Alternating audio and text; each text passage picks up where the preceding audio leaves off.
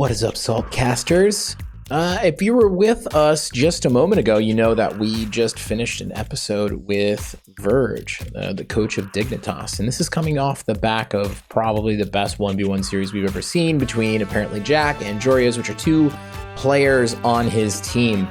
It was really interesting to just get his thoughts on Rocket League in general, how he got his start in coaching, his perspectives a bit on coaching as well, and what he's trying to accomplish in 2021 for himself as well as for the team. Really well-spoken guy, super nice guy.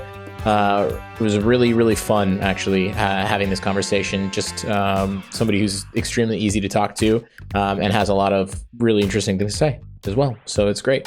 If you have not done so yet, go ahead and join the Discord, discord.gg/Smellsworth. I post all the updates in there, stream schedules going in there, YouTube videos are going in there, soon tweets and other things are going to be going in there as well. And also we run a lot of the events out of there as well, so you can see when we're live and when we have pros in there that we're interviewing or tournaments we're running or things like this.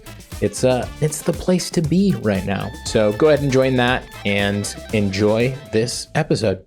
Virge, thank you very much for coming on the podcast, buddy. It's great to have you here. First question, always the first question for everybody, so don't read into it too much, but what are you salty about? First, I just want to say, thanks for inviting me. Thanks for having me on. I am salty about the American stock market. That's what I'm salty about. True. Yeah, you're taking a stand with the people. Absolutely.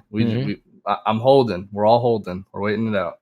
I was surprised to see how many like Rocket Leaguers and like pro players and stuff were like tweeting about this, because I found that most other stuff up until now that has been like, very charged sort of topics has been pretty quiet, relatively speaking, compared to this. My entire Twitter feed is literally just GME and Robinhood stuff and whatever. So it's very interesting. The Rocket Leaguers with the proletariat, with the common, the retail investors. Yeah. Rise up.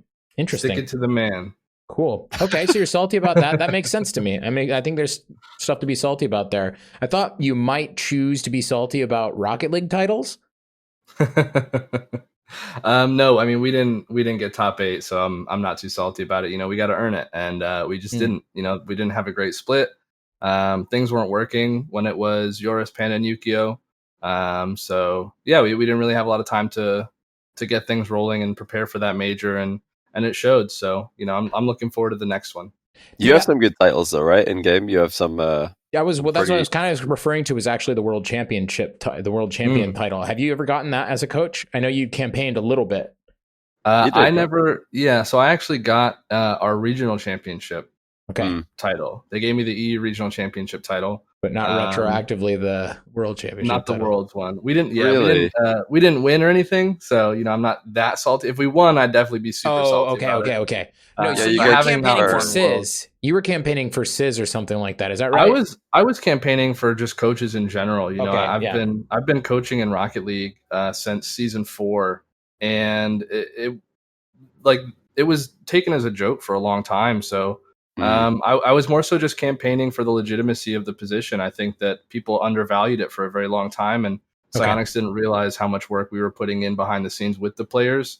So I was more so just campaigning of saying like, hey, these guys, as coaches, we're part of the team, and we play a lot larger of a part than it's shown, on camera or anywhere else. So I think our hard work deserves a little bit of recognition with a title. Who did you coach in? Sorry, who did you coach in season 4?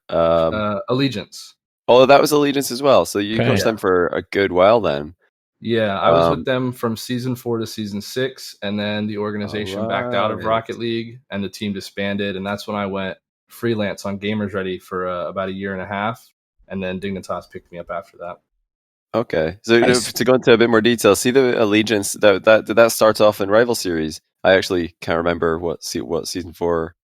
Yeah, we started off Rival, in RLCS. It was the first season of Rival Series, but we beat back then it was Fibion, which was Chicago, Zolhe, and Hado. We beat them in the qualifier to make it to RLCS and knock them into RS.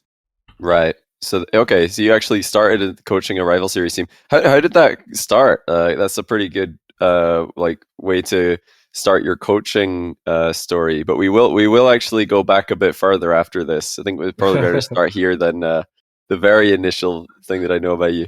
Yeah, how did you end up coaching Allegiance? I was actually working at a restaurant, serving and bartending for like 3.5 years. And Rocket League was just a hobby passion of mine. And I was searching Reddit for a team I wanted to get better. I wanted to get around better players. And I knew that the only way that I would, get better than Grand Champion where I was at was getting around like the top 100 level players and the people who networked into their, and are playing each other every day to get better.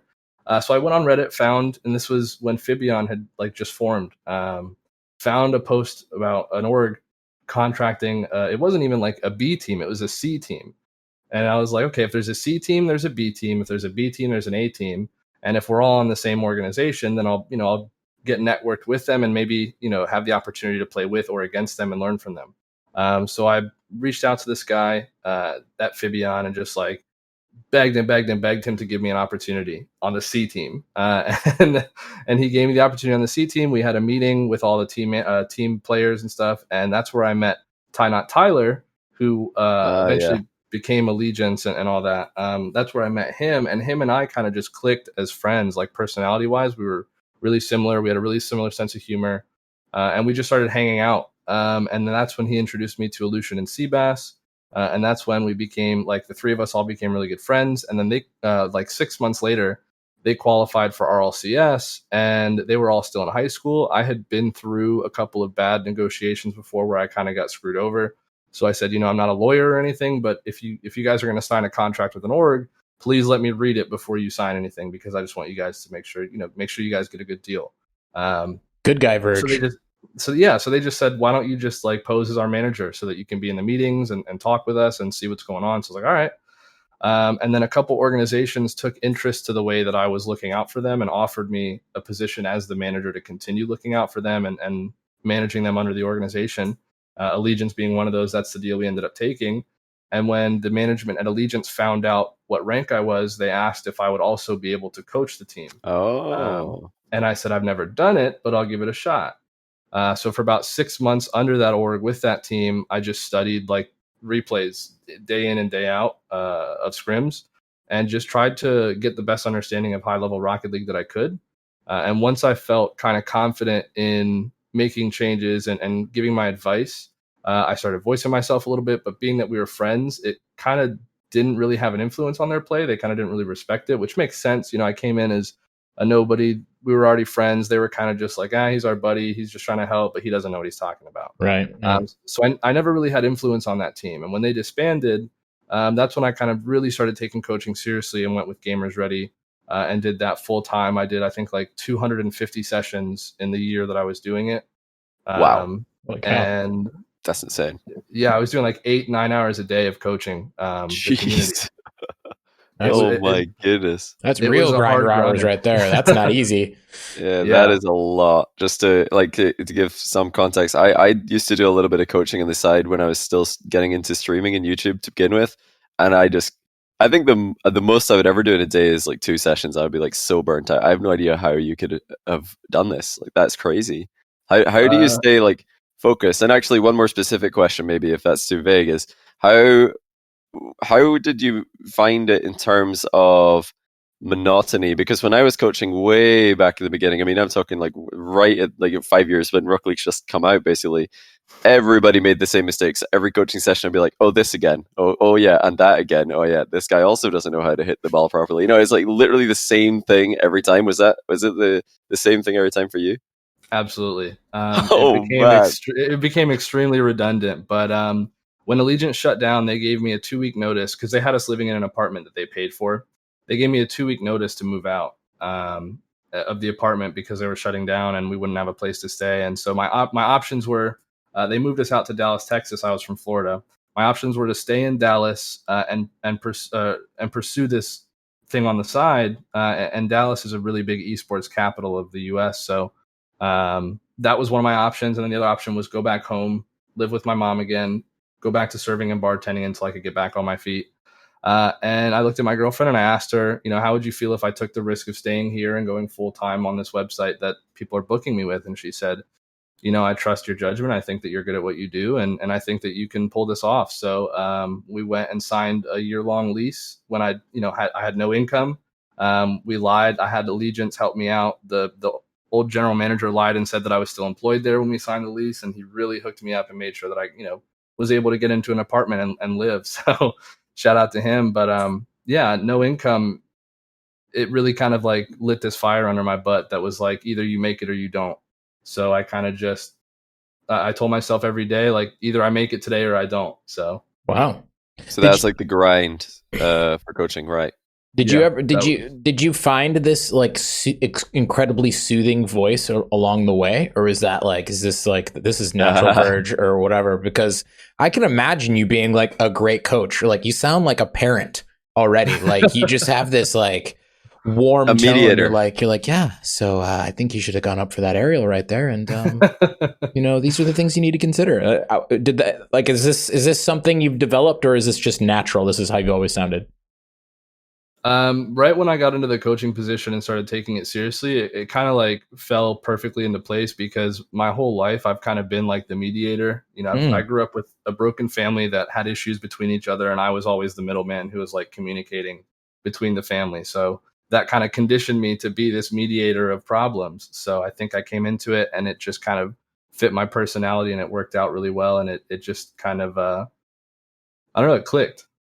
It's great. Taking a tough experience and turning it into something positive that you can use in the future is probably the best outcome you can hope for something like that, to be honest. So, yeah, absolutely. Very cool. It's like you're telling, when you're coaching Dignitas now, you're saying, okay, now listen, see, Joreuz, from Panda's perspective, that's actually his boost, and Panda, from Joreuz's perspective, it's his boost. So really, it's everybody's boost. Nobody, really owns the boost. So you both have to just understand. And they're like, "Oh, okay, yeah, you're right, Virge. It's so right. funny. You're so much more accurate than you might think." That's funny. I did hint that we were going to go back in time a little bit further, though. I think that we have to, in case anybody listening or watching doesn't know. But the first time that I heard about you was from, I don't remember what season it was, but RLCS early season qualifiers. When you were on just a team that were trying to see how far you could go. Everybody would, try the qualifiers back then and see how far they can go. And you ran into F2. You ran into Neat Mike, Woofles, and John Sandman in the upper bracket. You beat them. And I think, was it you that was streaming it? You had so many viewers because they weren't streaming it. And everybody wanted to see them. So they tweeted out, "Oh, our match is being streamed by this guy." And then you had thousands of viewers all wanted you to lose. And you beat them.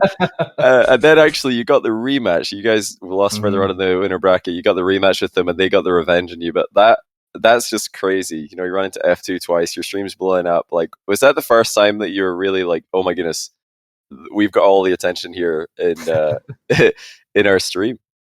Yeah, that was the first time. I mean, that was the first time I had ever streamed Rocket League at all. What? I was like, I'm going to do the Season 3 qualifier for fun. Let's see how far we make it. This is my first real competitive experience with Rocket League. I'm just going to stream it. Let's see what happens. And then, I started getting viewers and I was like, what's going on? Like, why am I getting so many viewers? And then people started saying, you're going to be playing F2. If you win this game, you're going to be playing F2. It was before even. Oh my goodness, they're ahead of you. They were ahead. They followed our entire bracket run, and I was like, F2. That sounds familiar. Who's that? So I went and looked it up. And I was like, oh my god, I watch these guys on YouTube every now and then. This is crazy. We're gonna run into them, and then we ran into them, and Kronovi hosted me, and that was the person who really got me into Rocket League. I watched I bought Rocket League on release, played it for fun. It was a casual game that I played on the side. 10 minutes here, 10 minutes there. And then I saw the Kronovi beta montage and I was like, you can fly? You can fly in this game? Yeah. So that I was like, I'm quitting every other game I've ever played. I'm only playing Rocket League until I can fly. Yeah. And so when he hosted me, that was a pretty big moment for me. And then it just made me realize like this is like a really big community. This is an environment where everybody loves the same thing and we're all just enjoying the game. So that made me definitely made me pursue Rocket League a lot harder.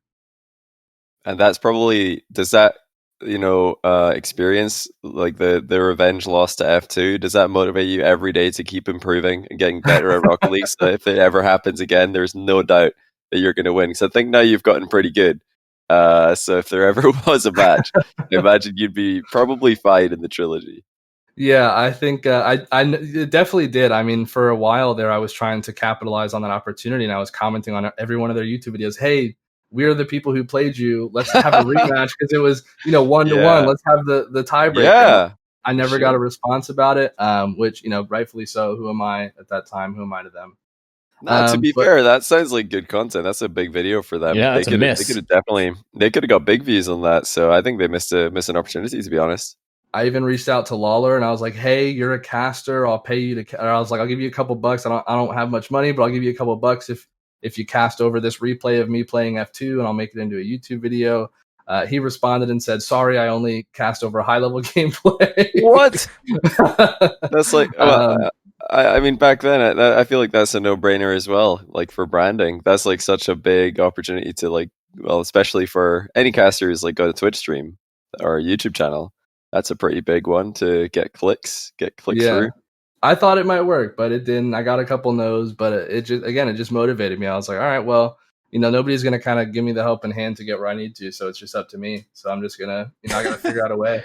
I actually got snubbed by both Gibbs and by Lo5. I reached out to them for Rocket League coaching early on. And then after that, since they didn't reply at all, I went to Johnny's stream like a week later and I just donated a bunch of money. And I was like, hey, coach me while it was offline. Which was not normal, actually, like when that happened. Definitely not. Maybe you had $7 donated. I remember like 150. I was like, yeah, that's gonna be a misclick.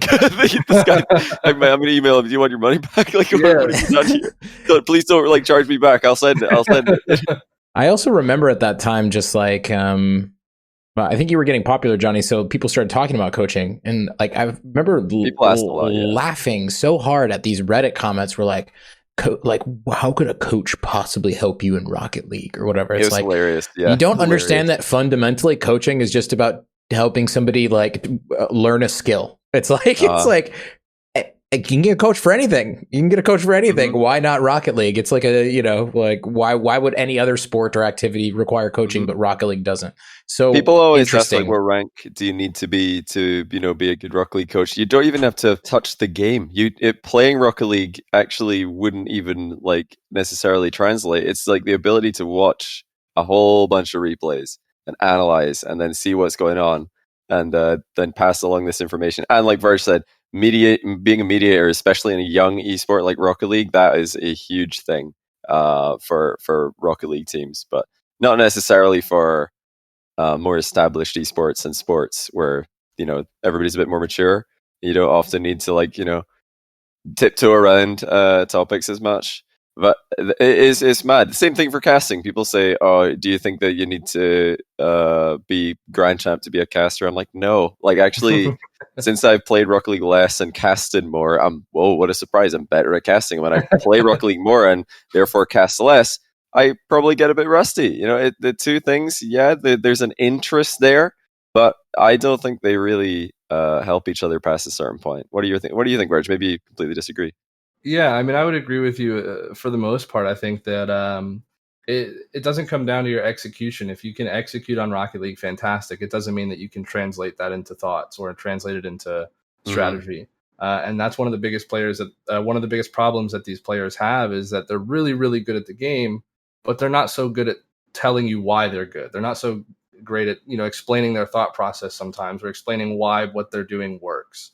So that's where somebody like me comes in, where it's like, okay, I can kind of analyze the situation. I can see what you're doing right, see what you're doing wrong, and come up with reasons why it's working and why it's not, and explain that to the whole team. And so, it's really important that you just understand the game. But I think part of understanding it, I think to be the best that you can be, you do want to be good at the game. It's going to improve you in certain aspects that you wouldn't elsewhere. So, for example, I think part of the reason why certain casting isn't as hype as it could be is because there are certain moments that the analysts that are casting it just don't quite understand the amount of thought process that goes into it, or the mechanical ability that goes into it. And so they might miss something. They might miss, okay, well, he intentionally didn't use his flip reset, or he actually didn't get the flip reset and it looks like he did, and I think that he faked it, but in reality he actually didn't get it. There's certain like really small details that I think mastering the game will help you see and help you be better at casting or coaching or whatever it is. But I do agree that you don't have to master the game to be good at what you do outside of playing. Yeah, I think it's probably like a time thing, because it's like totally possible to know everything about the game and to like understand and be able to explain everything without ever touching Rocket League or picking up a controller or keyboard. But it'll take longer. And one of the advantages that pro players do have if they ever go into coaching is if somebody says, "Oh, how do you do this?" They could just be like, "Oh, like this, watch," and they share the screen and just do it. Whereas if somebody asks you, Virge, "Oh, how do I learn how to do the 5 flip resets or air dribble for 5 minutes?" You'd have to be like, "Okay, hold on, let me find a GIF," or I don't know, maybe you can do 5 flip resets, but just as an example, like you might have to go find a GIF and show it, because then you can talk through exactly what's happening the same way that a pro would, but you can't necessarily just in the moment be like, "This is how you do it." So it's definitely like faster, I guess, if you can just do it yourself and if you just know yourself. But yeah, using that as a way to put down on people's careers in coaching it's a shame, because you don't need that. It's harder. It is easier to come from a pro background, and the one thing maybe that does separate them is having played in a stage under that same pressure, that you can't know what it's like unless you've done it, like a RLCS grand final, for example. But I mean, same thing for coaching. I know when you're coaching or managing a team, it's incredibly nerve-wracking. It's really, really tense when you want your team to win and you're watching them play. Maybe even worse than playing in some ways. Yeah. So that's an experience as well. You've got a lot of experience in that, Virge. Yeah, I talk to my players all the time. Like, there's moments where I'm like, "Hey, look, like I'm going to be honest with you. I've never been on stage as a player, so I can't tell you what to expect when we get there. But as a coach, I can tell you that I think that it's definitely worse as a coach, because I can't do anything in those moments. Like, I don't have a say, I don't have an influence, and it's just happening. What happens, happens. And the players are able to kind of turn every part of their brains off except for the focusing on playing part in that moment. So of course they have that natural anxiety of, let's say it's an overtime. If we get scored on, we lose. But they're more focused on their performance and making sure they score. Whereas I'm just sitting there like, oh my God, what's going to happen next? I don't know who's in control. I don't know who's going to score next. So yeah, it's definitely nerve-wracking as a coach. And to add on to your point of the whole, like, if you can do something, it's easier to explain. Yeah, like there's something with Panda. When I came onto the team, he was very complacent in his mechanics. I'm not saying I was mechanically better than him, but there were things mechanically that I could do that he couldn't. For example, the air roll bindings, like air roll right or left. He never used it. And that's something that I had been using for about like 4 years when I came onto the team. I've been using air roll right for a very long time. And it was one of those things that I had gotten pretty good at. So when I told him, I was like, look, there are things that you're unable to do because you're not pushing yourself mechanically. It's not that you're worse than other people for it. It's just you don't have as many options. And so, yeah, I went into like rings maps and I showed him how to practice using air roll right or air roll left. And he went into it, and literally within like a weekend, he came back and was controlling his car with air roll right, because he just streamed himself doing rings, holding air roll right the whole time for like 3 days straight. So it's really, really helpful to be able to show somebody like, hey, this is exactly how you do it, versus having to go scour the internet for somebody else who can do it and explain it. What would you can you talk a little bit about what you think the state of Rocket League coaching is, like where it's at now, maybe even where it started, where it's at now, and like your hopes for the future? Because I think we're still lagging behind some of the other esports just because of time. It takes time, but I'm curious to get your thoughts on that. Yeah, I still think coaches are like incredibly undervalued from the public standpoint in terms of the organizations, the viewers, and just overall. Like, I think unless you're in the scene and you're on a team with a coach, you really don't understand how much coaches are adding to your team or adding to a team. And so I think that right now coaches are undervalued. Psyonix doesn't look at us as a very important priority when it comes to problems that we need fixed. For example, one of the biggest issues that I've had for a long time is that we can't spectate the live match. We have to watch the stream. And it's really difficult to sit there and listen to the players talking 10 seconds, 15 seconds ahead of what I'm seeing, and being able to really process what's happening when they're saying it, and analyze what's happening in the past while also listening to what's happening currently, and still giving them, viable feedback to where I think that it will help them to actually win the game or improve a certain aspect. So that's something that we've had coaches have had an issue with, and we vocalized it and we've expressed it. And credit to the esports team, they told us they're gonna push it up to the development team, but it just doesn't sound like the development team is really prioritizing anything as far as the coaches in the esport goes. I don't think it's high on their priority list. So yeah, I think in the future there's definitely room for the coaches to be taken more seriously, and for coaches to really just be recognized as more of an influential piece to the team, and making a team what it is. Credit, all credit goes to the players. I don't want to take any credit for the performances they have. But I do put a lot of work in behind the scenes that nobody sees on game day, because it doesn't happen on game day. It comes out from the practice, and I tell the players, practices are mine, but game day is yours. So that's how it works. People don't watch practice; they watch the game, so they see the players. Well, sorry, go on, Matt. I was going to say, I think that is actually one thing I think coaches, coaches could collectively do to give people a bit more of an understanding. Is just like, I don't really see, and maybe you do this and I haven't seen it yet, but I don't see people talking about like, here's how I coach, here's how I do things, like here's specifically what I think is important in coaching sessions and all that. Well, I don't want the other coaches to see what I'm doing. Well, yeah, you can still talk about, I think like you seem like a pretty driven guy. I think you'll continue to elevate. It's like, there's a sort of famous kind of comparison made in business that like a lot of people feel that way, like, oh yeah, I don't want to like give up my edge.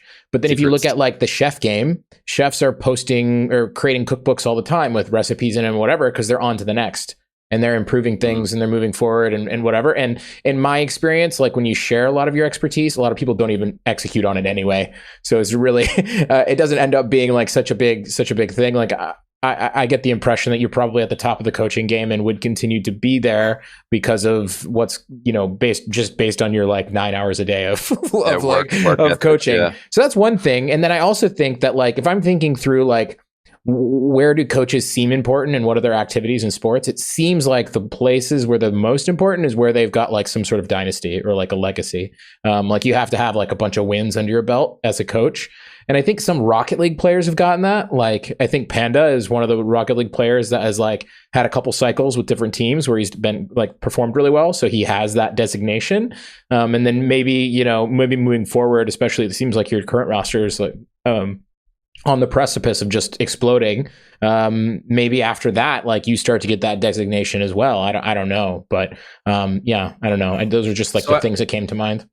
Yeah, I do have I have some of that examples of how I coach and stuff. Like last year when I was coaching AztraL, Yukio, and Panda, after our play style started working really well and we were winning everything, and I felt like our improvement was kind of starting to plateau in the sense of the play style that I had them learn.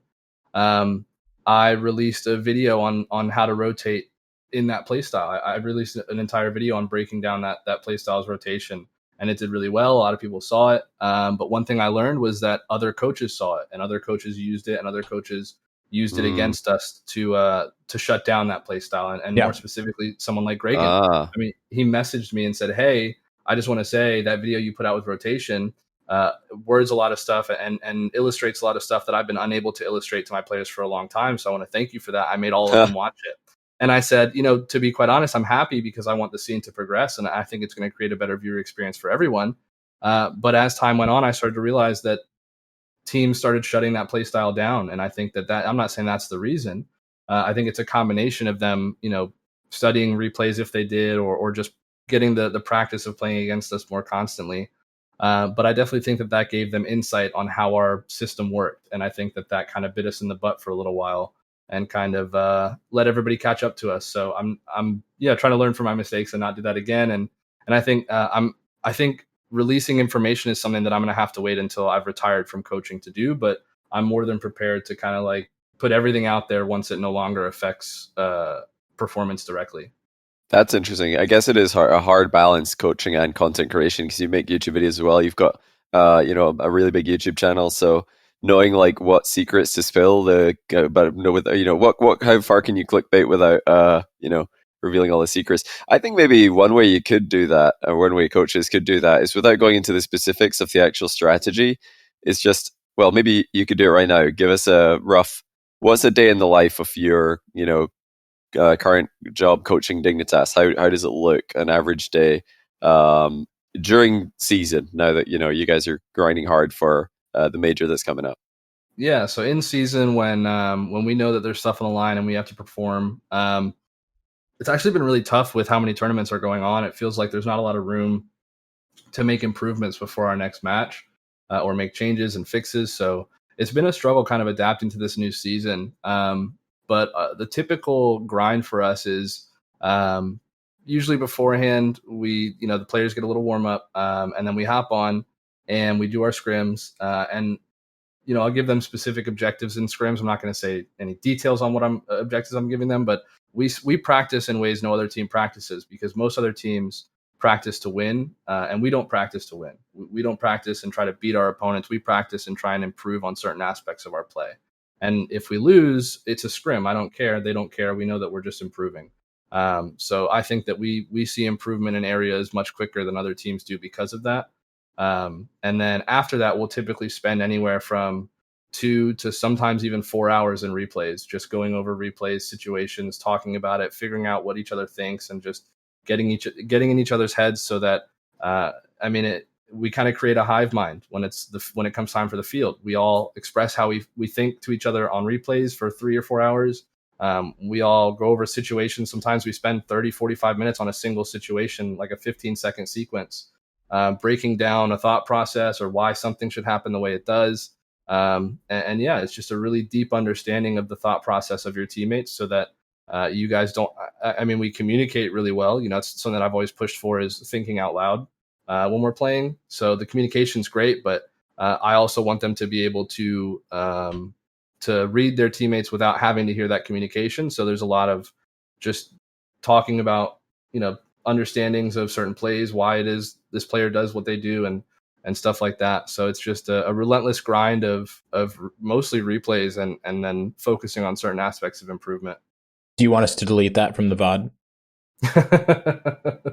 That's okay. But just bleep the entire section. The whole thing is just... Here's the secret to Dignitas success. We... Beep. Oh, yeah, I pressed the wrong button. Thing. Yeah, no. You got it. Yeah, I think that we treat the game differently than any other team. I think other coaches and other teams look to win. I think that we look to improve.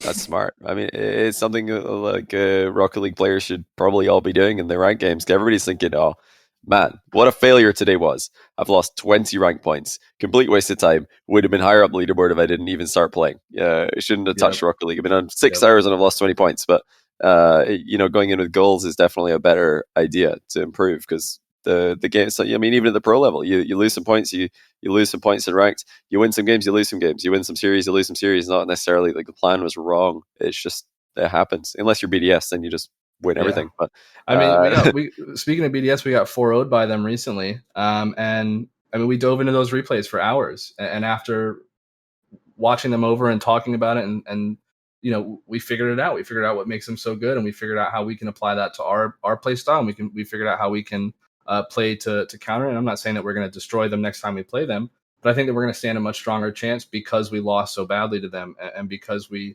instead of looking at it as a loss, we looked at it as an opportunity to gain, and that's what we do with all of our losses. Yeah, jokes on BDS. They have no opportunities to gain. They are just making terrible investments, winning everything in the short term. Just such short-sighted players, really. What on earth are they doing? So you talked a little bit about your time coaching Allegiance and Dignitas, but one thing I wanted to ask you about was, so you won season 9 online with AztraL, Panda, Yukio. That was a really, really impressive season overall. But then immediately afterwards, you guys pick up Joreuz for AztraL. So what's going on there? There's a few things. So why Joreuz, who's a relatively unknown player at that time and unproven? And why do you have to part ways with AztraL? So when I came on, I think everybody's aware of this. It's not news that AztraL has a lot of internal struggles that he deals with, and he expresses himself very aggressively at times, and he can come off pretty nasty at certain times. So coming on, I knew that. I was told that part of the reason they wanted a coach was so that they could have somebody to kind of help AztraL's mentality mold to the mentality that the team needed. And so when I came on, that was a pretty big struggle. It was a battle. It was, going back and forth with him on him not wanting to play the game the way that I was coming in and making them play, and him not wanting to change the way that he practiced. And I think that his mentality wasn't a fit for my coaching. And I don't want to say that, I kicked him or anything, because I definitely didn't. If it were up to me, I would have kept the kid, for a long time, because we were winning. But I think that for him, it was more of he stopped enjoying the competitive experience because it wasn't exactly how he pictured it. I think that he pictured it more of, still having fun and still enjoying your time with friends, and just, playing the game to just play and win. And you're not focusing as much on improving. And with me, we would come in and we would do replays for 2 or 3 hours after doing 2 hours of scrims. And that's not something that he was used to. So I think it kind of burnt him out. I think that he stopped enjoying the game the way that he used to. And I think that kind of made him not want to play on the team as much. And it kind of created this tension between him and the players that just was unbreakable. There was just a bunch of tension between them. They started getting nasty towards each other. There started being hostility. And it even came out in some of the comms videos where, I personally didn't release anything that I felt was, reflecting that hostility. But there was a video that came out on Panda's channel that showed some of the hostility that was brewing between AztraL and Yukio specifically, where they kind of snapped at each other. And that was just a culmination of all the stuff leading up to that. So I think it was a mutual decision of, hey, this is a miserable environment. Sure, we're winning everything, but nobody's having fun. We're getting on and we're all miserable working for 5 hours. What's the solution? And the solution just came out to be AztraL wanting to go to a different team where he could go play with, his French friends who he hangs out in Discord with all the time. He can speak French. And so he went to play with Chaussette and Farah. And I fully supported him in doing that, because I want to make sure that I'm not ruining his competitive career. I want him to enjoy what he does. So if that's what he wants, more power to him. And we picked up Joreuz because we realized with AztraL that me and Panda can kind of teach anybody to play the game at the high level in threes. We can teach them the game sense that they need. We can teach them the rotations and the decision making. And so we just wanted to pick up somebody who is as mechanically consistent and mechanically, high skill ceiling as possible, because we thought if we just show them the rotation and decision making, then we'll have a perfect player. We'll just have somebody to replace and fill AztraL's shoes. And honestly, I think Joreuz is more than capable of surpassing AztraL by miles. I think Joreuz is a far better player mechanically than AztraL is. And I think that he's showing it that in time he'll be a better threes player. What about his Joreuz mentality? Did you have a chance to really interact with him much before the signing and find out about the guy? Because he's turned out obviously to be extremely professional and a super nice guy in all my interactions at least. But was that much of a decision, or much of a thing that influenced your decisions as well? Absolutely. When we were picking new players up, part of our tryout process was doing replays with them. We wanted to see how they felt opening up and giving their thoughts, because we hold honesty to a high importance on our team. We don't want you to bottle up something and not tell us, and then we're not better for it in the long run. So we wanted to make sure that we're picking somebody up who is comfortable being honest and kind of standing up to everybody else and saying, hey, no, this is what I think. And not to say that, they stick with it no matter what. It's more of just a personality trait of, is this person really willing to put themselves in uncomfortable positions for the sake of improving the team? And immediately he was just an extremely hardworking kid, really good work ethic, really honest, really receptive to the things that we were saying in those tryouts of doing replays. And yeah, we immediately could tell his work ethic was really professional.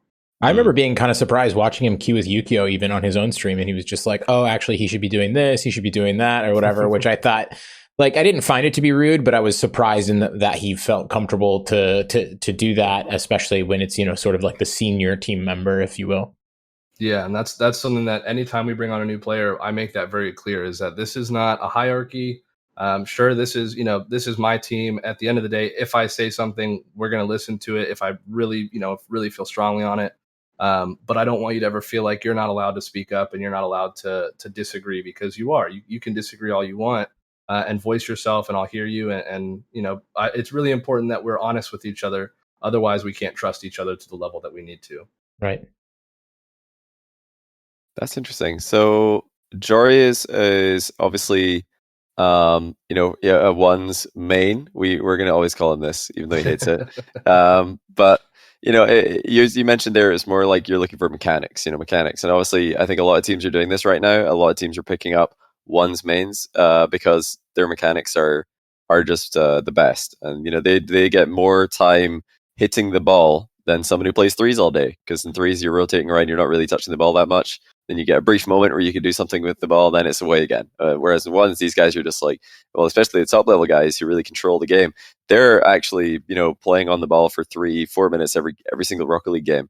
And that's like a big reason why they're able to, get so good mechanically, and why threes mains, play so much free play, so they can actually counterbalance that effect. Mm-hmm. But you did the same thing with Jack. You picked up now apparently Jack, and Yukio has gone to fadeaway now. So talk us through that transfer, because it's similar kind of thing to what you did with Joreuz, but the results after picking up Joreuz didn't indicate that it was working well from the public's perspective, because they just look at the results, they see, wow, Dignitas lost, this clearly is a failed plan. But you guys have clearly got a different idea with now the acquisition of Jack.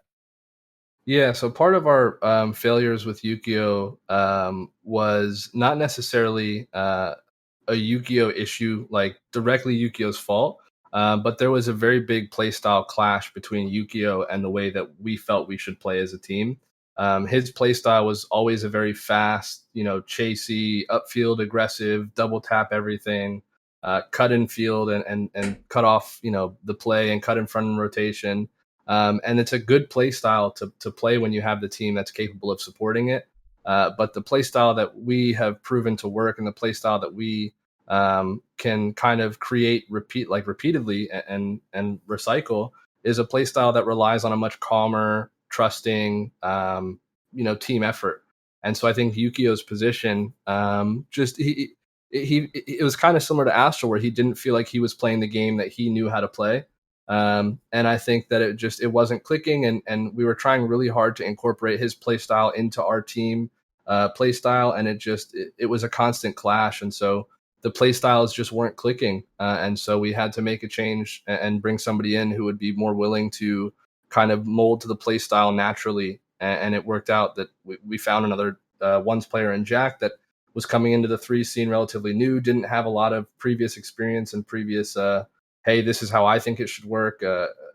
This is how I've always played, and this is how it's always worked. It was more of a, hey, just if you execute on the ball, we'll tell you the rest. And that's kind of how it's been going. We've been able to mold Joreuz and Jack to this play style that's really working. And credit to them, because they're adding to it as well. It's not just like they're coming in and we're saying, hey, this is how we're going to play, period.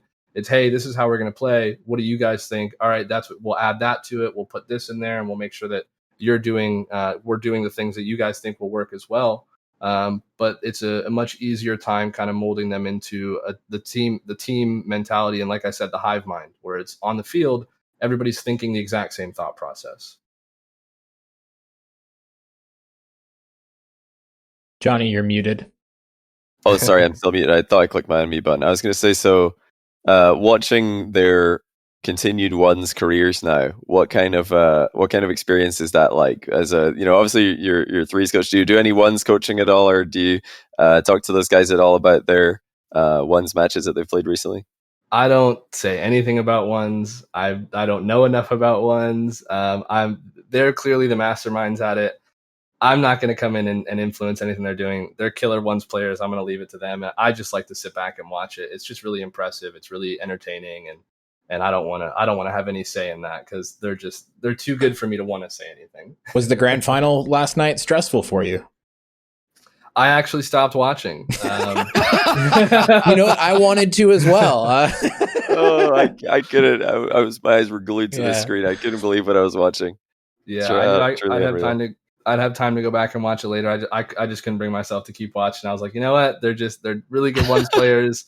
They're fantastic. I'm too stressed right now. I've got too much going on. I'm going to take a break and I'll watch it tomorrow or something. What time did you stop watching?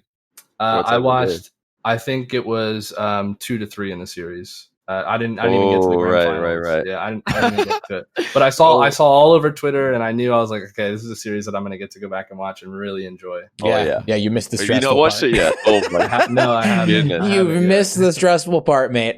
I'm not gonna. Well, I don't really want to spoil, but yeah, the last game. I'll just say this because it doesn't really spoil anything. The last game as a whole, for one reason in particular, is easily one of the best games of Rocket League I've ever watched from a spectator point of view. Yeah. Definitely from a coach's POV, it will be even more stressful than the previous. The 5 games that you watched that made you think, okay, I can't watch this. I think the last game by itself will be more stressful than those 5 combined. It was something else. Most definitely. Yeah, I believe it. I've seen it everywhere. Everybody's saying it was like one of the best series in history because of that last game. Real. So I'm super excited to go see it. After scrimmage today, I'm going to be watching it.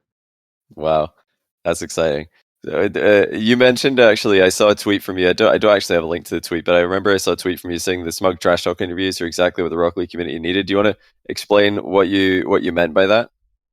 I think it just creates drama. I think it just creates this, and it's all in good fun too. Nobody's actually like toxically thinking these things. It's more of just hey, I'm about to play you. I'm going to say these things to get in your head, and it's fun. It's funny.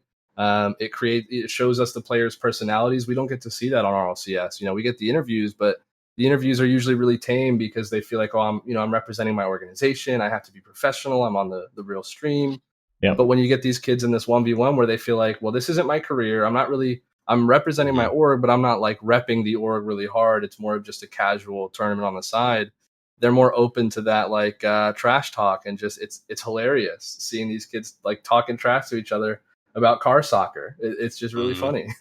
Do you think it would work in 3v3 in RLCS? Absolutely. I think that if Psyonix like openly was like, we're okay with friendly banter, friendly trash talk, and more players felt safe enough to do it, I think that it would you'd get more rivalries, you'd get more storylines, you'd get more personality and character from these players, and it would just be a much more involving experience for viewers overall. I agree. What else do you think could be done? Any other like content that could be added to like threes teams and RLCS and other tournaments like this that would help get the players' personalities out there and get viewers more invested in the matches? I don't know how the players feel about this. I feel like they would have some drawback on it, but I think webcams would be a really cool feature to have, like players with their web cameras on while they're playing and having their webcams on the side of the screen. I thought it was really, really funny when you guys would cut to the webcams after a goal. Oh, yeah. You could see the players' reaction. I love, like, one of my favorite ones was when AztraL scored, like, it was like either an overtime goal or something, or it was some goal. He just went... Yeah, you did everything. Yeah, I thought that was hilarious. And so if you give more players the opportunity to do things like that, I think that we'll get to see more of them, and we'll get to kind of relate to them more and realize they're more human. Yeah, you have to convince them a little bit. That's been our experience. Our experience is not that they're jumping at the bit to do it, but the select ones obviously are. But I think it's hopefully we try to make it very easy for the players. I'll say that much. Much. We reassured them that it will work. We're like, this is getting edited. We're gonna edit out all the bad takes. Anything you want to redo, you can redo. And don't worry, we're not going to show your face cam at any dumb times. It's not going to be during the game when you're Rocket League, like, sweaty focus face. No blurry forehead webcams. Yeah, we want them to look good and to people to like them. That's like and that trust is definitely there, I think, for the most part. So I think I agree. I think it could really work in RLCS. I really hope RLCS start to do this, so, like, pre-recorded, especially for like this weekend. All 4 actually of the quarterfinal upper bracket matches for NA Major are known. There could be like really cool like pre-match interview content for every single one of those matches, because you've got a whole week to do that. You've got a whole week to prepare that content, make it look as polished as possible, and get the player's personality to really shine through. And the viewers love it. I mean, the viewers would absolutely die for this on RLCS, because they're even, I mean, all the most popular players are the threes players. Some of them dabble in ones, but I mean, those guys are just ridiculously popular. Imagine if you got like a Rizzo interview for RLCS pre-match, and it's like the same style as this with a little bit of trash talk. Oh my, it would be so good. Yeah, and I think another thing would be comms. I know it's hard to do because then you've got the chance of somebody cursing or saying something they shouldn't say when they don't know. But I think that if you like get everybody on the same page, hey, it's possible that we'll check in on your comms while you're playing. So please don't be like yelling profanity at the top of your lungs. And if you do, you'll get, fined or whatever it is. But I think that there would be, if you intentionally do it, right? If there's like a small slip up because you don't think they're listening, whatever, I think it's fine. But I think checking in on comms during like really intense moments, like, can you imagine how crazy the season 8 Dignitas Dignitas versus Vitality would have been if they checked in on comms and were like, what's going on with the players? We want to hear what's happening. It was just, listening to it, it was like a symphony. It was crazy, the level of communication they were having in that series. And it was really, really incredible to be able to experience that, listening to them and seeing what they're doing. And it creates this much more deep level of understanding to where you can really appreciate what they're doing. That's an interesting one. What about like doing it after the fact? So I think League of Legends used to do this. They used to do they wouldn't do comms live, but immediately after the game, like they would just have somebody edit together a quick like comms video. Yeah. That would work for RLCS because I can see why they wouldn't want to do it live, because no matter how much you tell people don't swear. Well, just do it as replays. Just do it like you do replays. Just integrate the comms and the highlight part. It's easy. It's you have editorial time. It's fine. You don't have to do it live. Live is a bit weird anyway because you've got the casters already doing their job, right? So it's interesting to record it and then go through later, and some of the cool clips you're already going to show. If they, I think you do need to give the disclaimer to the players, but you just do it afterwards. I think that agree. Would be and you see all the coaches right now. The coaches are coming out with comms videos because after the series is done, we edit out the stuff we don't want in it, and we throw up the highlights and we show the fans like, hey, this is what we're doing on game day. It's not just us kind of like driving around and playing a game. It's like it's us with a system. It's us with something that we really work towards, and you can really see how much actually goes into it when you listen to the players speaking to each other. All right. We know we got you for a short period of time here. We got 5 minutes left. We're going to go into what we call the Widechamp Round. So it consists of a couple different things. One, I'm going to ask you some stuff about like what your favorites are, and then we'll also play a little bit of team demo ranked. I'm not sure if you've ever seen that before, but we'll explain that as we get to it. Nope. First car that you don't main, first favorite car that you don't main. I was actually talking to Jack about this recently. The Breakout. I think the Breakout, I've never mained it. I've never really when I first played the game, it was the first car that I quote unquote mained, but that's because it was the closest looking car to a Lamborghini. I was like, this is the Rocket League Lambo. The Lambo. And so, but after having used it for a while and getting good at the game and going back to it every now and then, there's just something about that car that feels so good. It's weird. It's like it's got all the things that you need for the Octane, and it's got all the things that you need for the Dominus all put in one. But it's not something that I could stick with because I just always miss the Octane. What's your favorite decal? My favorite decal is the Wings decal on the Octane. Oh, nice. Old school. That's I think that's original. Yeah. It's the first decal that I ever used on the Octane, and it's the only decal that I stuck with for like forever. It's my favorite decal for sure. All right. Favorite boost besides Alpha Boost? Standard. Definitely standard. Standard orange? I use standard white. I like standard black the best, I think. Standard white kind of looks gray. I don't know. But I don't have black, so I use white. Yeah, it's so many different painted items where you're like, I wish you actually painted this. You know what I mean? Psyonix design team, just actually paint some of the items. Like, why are some blacks black and other blacks are like murky Gandalf the Grey wheels? Makes me so irate. Favorite wheels? Cristianos, that's a given. Okay. Yeah, old school as well. Favorite fine system to use for players? I knew this was going to come. I couldn't let you get off the podcast. I mean, it was a Saltcast exclusive when it first came up. Anyway. Listen, I have no problem with people knowing that I find my players if they don't do what they're supposed to. I think that's an important part of the process. Now, I'm not saying I turn around and find them for any old reason. But if they're intentional in what they're doing and going against what I'm saying, then and it's a fair fine, then I'm going to fine them because they need to realize that this is a profession. This is our job. This is not a game. This is a livelihood. Absolutely. All right. Team demo ranked time. So it's like have you ever heard of the game Marry, Fuck, Kill? Yes. Okay, so it's very much like that, but Rocket League. So we're going to give you a team name. You choose a player from that team that you would like to team with, which is the big commitment. Okay. You know, you choose a player that you would demo, kill, get rid of, and you choose a player that you would play ranked with, which is less of a commitment. It's just fun, right? We're just going to play ranked. Right. It's a good time. Okay. Hooking up. Yeah, exactly. So team BDS. I would team with Monkey Moon. I think that he's one of the best players in the game right now. I would demo. Ooh, this is tough. I think I would demo Mark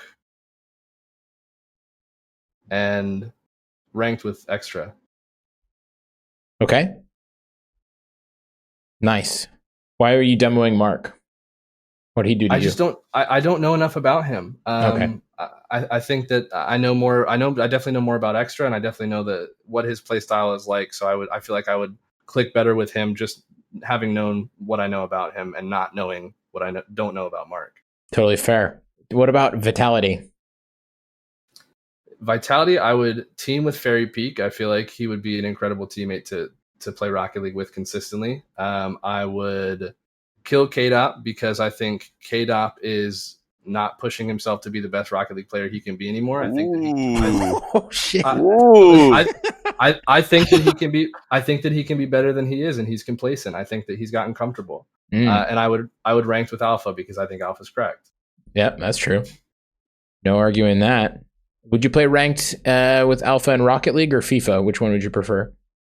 I think FIFA might be fun, but I think I would stick to Rocket League so that I could get the guaranteed free carry. Yeah, fair. What about NRG? NRG, I would team with Garrett. I feel like Garrett's a really strong like team player, team leader. I would probably do ranked with Justin, and I'd have to demo Squishy. I'm only going to demo Squishy because he when I met him for the first time at LAN, it was like, don't meet your heroes. I met him and I was like, man, I looked up to this kid and I was like, hey, could you sign my controller? And he was like, yeah, I guess. I was like, what the hell, man? Like, I'm a fan. You guess. I'm a fan, dude. Like, I look up to you. That's messed up. So ever since then, I was like, all right, you know what, Squishy, I appreciate your level of intelligence in the game, but that wasn't cool, man. Get demoed, punk. Wow. Yeah. That's amazing. Yes. All right. No. Now, wait, what LAN was that? When was that? That was DC, Washington, DC. Wait, season 4? Mm-hmm. There's no way that Squishy had been bored out of his mind with signing stuff by then. Maybe by now. It's like, dozens of LANs, but season 4, that's got to be like a situation where he's just like, doesn't know what to say. Granted, he's bored of signing stuff. It was the end of the day. It was the end of the week. They just finished. Everybody was leaving, and I think that he was talking with friends. And I was, in my head, I'm thinking, I don't know how involved in the Rocket League scene I'm ever going to become. This is like maybe my one opportunity to ever ask him. So I asked him, and he again, he seemed like he was talking to friends and just kind of was over the whole like, I'm here to play. And it was the weekend was over, and it's finally, I can just relax. So Cloud9 were over the social aspects of all LANs I ever saw them at by the first 30 minutes. They really aren't. They were never the team who wanted to be like hanging out. They would disappear as soon as their obligations are done related to the actual event part or like playing of the event. They would just disappear to their hotel rooms and you wouldn't see them. So I don't find that surprising at all. All right. What about a team of coaches? Gregan, Sizz, and Chrome. I think that I would have to team with Gregan. I feel like he looks at the game similar to, or at least coaching, looks at coaching similarly to me, very analytical, very strategy based. I think I would ranked with Chrome because him and I have played ranked together. I feel like we played pretty all right together. And I would demo Sizz because he's Sizz. I don't know. He's Sizz. Catch a demo, Sizz. Catch a demo. All right. One last question for you. What's a hot take that you have that most of the RL community wouldn't agree with? Rule 1 is locking heads. Ooh. I disagree. I'll tell you why. I've been here since keeping the ball up at 0 seconds was the first rule of Rocket League. I will never not admit that keeping the ball up, listen to me clearly, was the first rule of Rocket League, right? The first rule of Rocket League, okay? Then locking heads got called Rule 1. personally never heard keeping the ball up at 0 seconds called Rule 1. I always heard it called the first rule of Rocket League. And so when Rule 1 came out and everybody called it Rule 1, it's everybody knows that as Rule 1. When you say Rule 1, I guarantee you, even the people who think keeping the ball up at 0 are Rule 1 still picture locking heads. And so I think it's too ambiguous. Everybody knows that Rule 1 is locking heads, but you can never say that it was the first rule of Rocket League. Okay, people just got to get with the times. You can't change the Constitution, Virge. At least I think you can. You can, John. I don't know if you can. They're called amendments. There are amendments. Yeah. We don't do it often.